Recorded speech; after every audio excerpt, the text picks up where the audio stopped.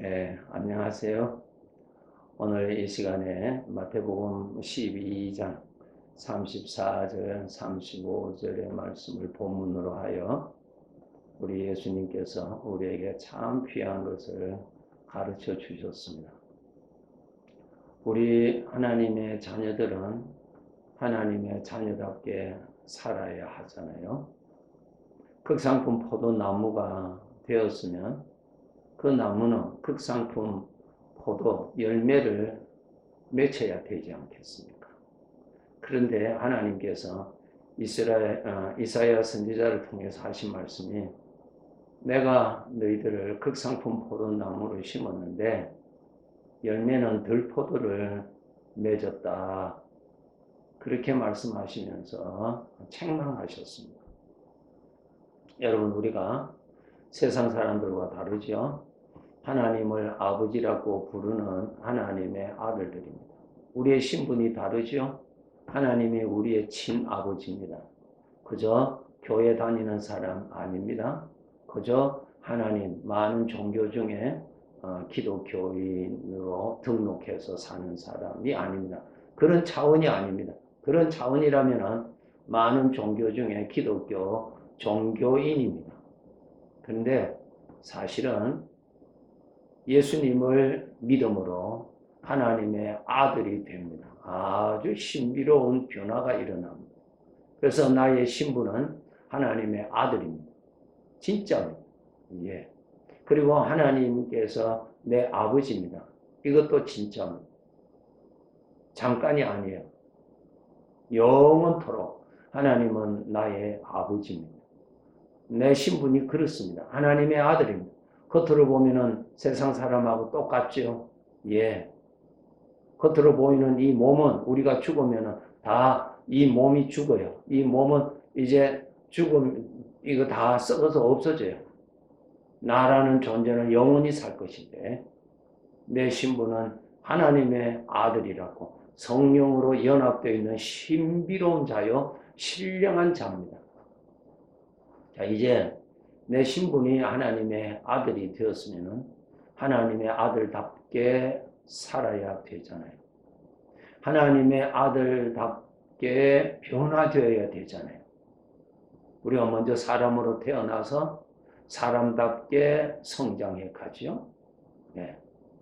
먼저 우리가 하나님의 아들로 거듭나서 그리고 하나님의 아들답게 성장해 가는 것입니다. 그런데 성경에 보면은 하나님의 아들로 거듭나기는 났는데 자라지를 아니한 어린 아이와 같은 자가 있다고 말씀하셨습니다. 하나님의 아들로 태어나기는 태어났는데 자라지를 아니한 것이죠. 자, 우리 하나님을 아버지라 부르는 우리 아들들은 이제 우리가 할 일이 무엇입니까? 하나님의 아들답게 살 수 있는 자로 자라야 됩니다. 성장해야 됩니다. 성장해야 돼요. 그럼 어떻게 하면은 우리가 하나님의 아들다운 그런 모습이 나타나는가? 아버지의 닮은 모습이 나타나는가 하는 것이. 이거 여러분 배우시고 여러분이 훈련하셔서 성장하셔야 됩니다. 성장하지 아니하면 부끄러운 일이죠. 운동선수가 시간이 거듭될수록 시간이 지날수록 그 자기의 어떠한 수준이 자꾸 향상되어야 정상 아닙니까? 그러나 그것이 세월이 지나도 향상이 되지 않는다면 그것은 정상이 아니에요. 잘못된 것입니다. 내 사랑하는 아들이 태어날 때는 아주 태어남으로 기뻤지만 그 아들이 잘 성장해 줄 때 기쁨이 되잖아요. 또 성장해야만이 사람답게 살아갈 수가 있으니까요. 우리 하나님의 자녀들, 우리가 하나님을 아버지라 부르는 아들입니다. 그럼 아들답게 성장해야 되는 것이 나의 목표죠. 성장을 하셔야 돼요. 반드시 성장하셔야죠. 반드시 아버지의 닮은 모습이 나와야지. 반드시 주님의 인품이 더욱더욱 드러나야죠. 그런데 신앙생활은 몇십 년을 했는데도 주님의 성품은 나타나지 아니하고 죽을 줄도 모르고 그저 자기 성질대로 살고 자기 좋다는 대로 살고 자기 철학대로 살고 자기가 원하는 대로 살고 자기가 옳다고 하는 대로 산다면 그 사람에게서 주님이 나타나지를 않는다면 어린 아이예요. 구원받았다고 전제했을 때 말이죠. 아주 부끄러운 것이에요. 아주 부끄러운 것이에요. 우리가 신앙생활을 오래 한 자일수록 부끄러움에서 빨리 벗어나야 돼요. 성장하지 않는 것이 가장 부끄러움이죠. 네. 우리는 하나님을 아버지라 부르는 아들이 되었는데요. 그 신분에 맞는 사람으로 성숙해져 가야 되지 않겠습니까? 그럼 어떻게 하면은 하나님의 아들답게 그렇게 성장해 나가는가 하는 것입니다. 여기에 마태복음 12장 34절 35절에 보시면 마음에 가득한 것을 입으로 말한다. 예수님께서 이렇게 말씀하셨습니다. 또 선한 사람은 쌓은 선에서 선한 것을 낸다. 악한 사람은 쌓은 악에서 악한 것을 낸다. 아주 귀한 말씀하셨어요. 하나님의 아들답게 살아가기 위해서는 반드시 우리는 무엇을 해야 되는가? 우리 마음 안에 하나님의 것을 쌓으셔야 됩니다. 하나님의 것을 쌓으셔야 마음의 것이 말로 표현됩니다. 마음의 것이 그 사람의 행동으로 표현됩니다. 마음의 것이 그 사람을 만들어줍니다. 베드로가 예수님을 향하여서 다른 제자들은 예수님을 떠날지라도 나는 예수님이 죽으시는 자리까지 따라가겠다고 단호한 결의로 자기의 마음을 표현해 드렸습니다. 그렇다고 그렇게 결정한다고 해서 그렇게 살 수가 있습니까? 아니죠. 베드로가 어떻게 됐습니까? 베드로는 자기 입으로 뭐라고 말했어요? 나는 저 예수님을 모른다고 그랬어요. 예수님을 3번이나 부인했어요. 네. 거기에 예수님께서 가르쳐 주신 것이 있습니다. 예수님께서 겟세마네 동산에서 기도하시고 계셨을 때 베드로는 그 마음에 그렇게 살아갈 수 있는 하나님의 것을 채우는 시간을 가지지를 못했습니다. 그는 피곤해서 졸고 있었습니다. 예수님께서 말씀하셨죠. 시험에 들지 않기 위해서 깨어 기도하라. 마음에 하나님의 것을 채워라. 마음에 하나님의 것을 채워라. 말이에요. 마음에. 결단만 한다고 되는 것이 아니라 말이에요. 소원만 가진다고 되는 것이 아니라 소원도 하나님의 은혜지만 소원대로 행할 수 있도록 능력도 하나님께로부터 받아야 행할 수 있습니다. 우리 하나님의 자녀들은 소원의 결단까지는 쉽게 갈 수가 있다고 합시다. 그러나 그렇게 살아가기에는 그렇게 할 수 있는 능력을 채워야 됩니다. 어디에?